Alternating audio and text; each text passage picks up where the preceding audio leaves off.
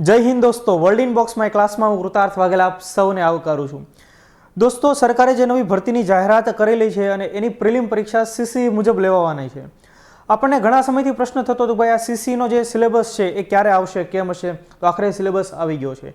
સીસીની prelim પરીક્ષામાં મુખ્ય 4 વિષયો આપણને દરેકને ખ્યાલ છે: રિઝનિંગ, ક્વોન્ટિટેટિવ એપ્ટિટ્યૂડ એટલે કે મેથ્સ, ત્યાર પછી ઇંગ્લિશ અને ગુજરાતી. તો આખરે સરકારે એક ડિટેલ સિલેબસ પણ આપણને આપી દીધો છે. તો આપણે જોઈએ કે સરકારે કયા પ્રકારના ફેરફારો કર્યા છે અને આમાં નવું શું જાણવા જેવું છે. તો આપણે સ્ટેપ બાય સ્ટેપ ચાલીએ, વિષય વાઇઝ વિષય ચાલીએ.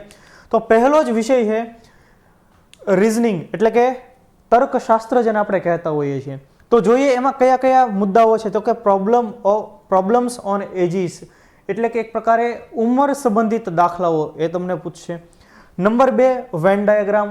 તમને દરેક લોકોને ખ્યાલ હશે કે આ પ્રકારની કોઈ આકૃતિઓ બનતી હોય એ પ્રકારના જે દાખલાઓને આપણે વેન ડાયાગ્રામ કહેતા હોઈએ છીએ. ત્યાર પછી વિઝ્યુઅલાઇઝેશન રીઝનિંગ. તો આપણને એમ થાય કે હવે આપણે આટલા 7 જ ચેપ્ટર, તો આ ત્રીજું વિઝ્યુઅલાઇઝેશન રીઝનિંગ એક ચેપ્ટર, તો કે નહીં. વિઝ્યુઅલાઇઝેશન રીઝનિંગની અંદર બીજા ઘણા બધા મુદ્દાઓનો સમાવેશ થાય છે. વિઝ્યુઅલાઇઝ કરવું એટલે એક પ્રકારે તમે સમજો આકૃતિવાળા દાખલા કે જેની અંદર તમારે વિઝ્યુઅલાઇઝ કરવાનું રહેતું હોય. આપણને પ્રશ્ન થાય કે એમાં કયા કયા ચેપ્ટર્સનો સમાવેશ થાય. તો આપણે જોઈએ કે ઇમેજ એન્ડ ફિગર કાઉન્ટિંગ. તમને ત્રિકોણ ગણવાનું કહે, તમને ચોરસ ગણવાનું કહે, તમને લંબચોરસ ગણવાનું કહે, એને કહેવાય ફિગર કાઉન્ટિંગ. તો ફિગર કાઉન્ટિંગ એ વિઝ્યુઅલાઇઝેશન રીઝનિંગનો એક ભાગ છે. એટલે આ 7 જ ચેપ્ટર છે એવું કોઈ માનીને ચાલવું નહીં. ત્યાર પછી ક્યુબ એન્ડ ડાઇસ એટલે કે પાસો, ઘન અને પાસો. ત્યાર પછી વેન ડાયાગ્રામ. ત્યાર પછી સિટિંગ અરેન્જમેન્ટ, બેઠક વ્યવસ્થા.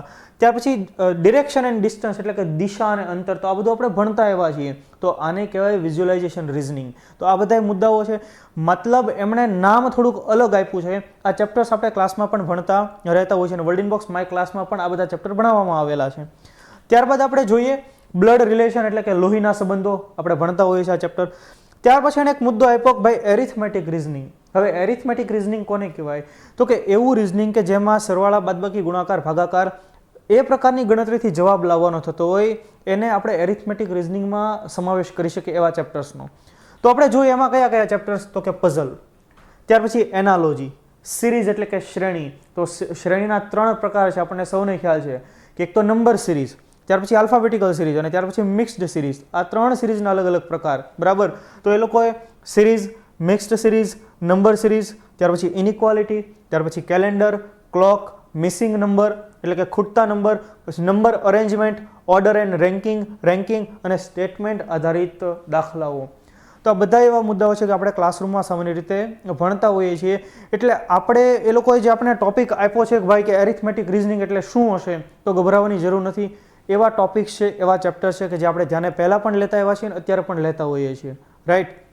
ત્યારબાદ આપણે જોઈએ તો ડેટા ઇન્ટરપ્રિટેશન કે જેમાં તમને ચાર્ટ્સ, એ લોકોએ તે કહી દીધું છે કે ભાઈ ચાર્ટ્સ, ગ્રાફ્સ અને ટેબલ સ્વરૂપે તમને દાખલાઓ પૂછશે. કે તમને કોઈ ટેબલ આપી દીધું હોય, કોઈ પાઈ ચાર્ટ આપી દીધું હોય, એમાંથી તમને દાખલાઓ પૂછેલા હોય.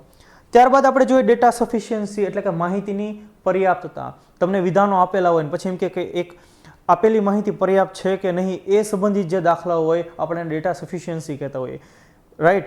તો આટલા મુજબના ફેરફારો એમણે કરેલા છે રિઝનિંગની અંદર. તો આપણે ખાલી 7 જ ચેપ્ટર, તો કે નહીં, 7 મુખ્ય મુદ્દાઓ આપણે કહી શકીએ. એમાંનો ખાસ મુદ્દા નંબર 3 વિઝ્યુઅલ રીઝનિંગ. એમાંય ઘણા બધા ચેપ્ટર્સ બીજા છે. અને મુદ્દા નંબર 5 એરિથમેટિક રીઝનિંગ. એમાં પણ ઘણા બધા ચેપ્ટર્સનો સમાવેશ થતો હોય છે અને એ માટેની બુક પણ આપણે પબ્લિશ કરી દીધેલી છે. ત્યારબાદ આપણે જોઈએ ક્વોન્ટિટેટિવ એપ્ટિટ્યૂડ. તો એમાં એટલે કે આપણે જેને મેથ્સ કહેતા હોઈએ તો તમે જુઓ number system, simplification and algebra, arithmetic and geometric progression, average, percentage, profit loss, ratio and proportion, partnership, time and work, time speed and distance, work, wages and chain rule. તો આ ગણિતના બધા મુદ્દાઓ છે જેનાથી આપણે વાકેફ પણ રહેતા હોઈએ છીએ અને આપણને એનો ખ્યાલ પણ હોય છે અને આપણે ભણતા હોઈએ છીએ સામાન્ય રીતે. તો આ રીઝનિંગની. ત્યાર પછી મેથ્સની વાત થઈ એટલે કે ક્વોન્ટિટેટિવ એપ્ટિટ્યૂડની વાત થઈ. ત્યાર પછી ઇંગ્લિશ.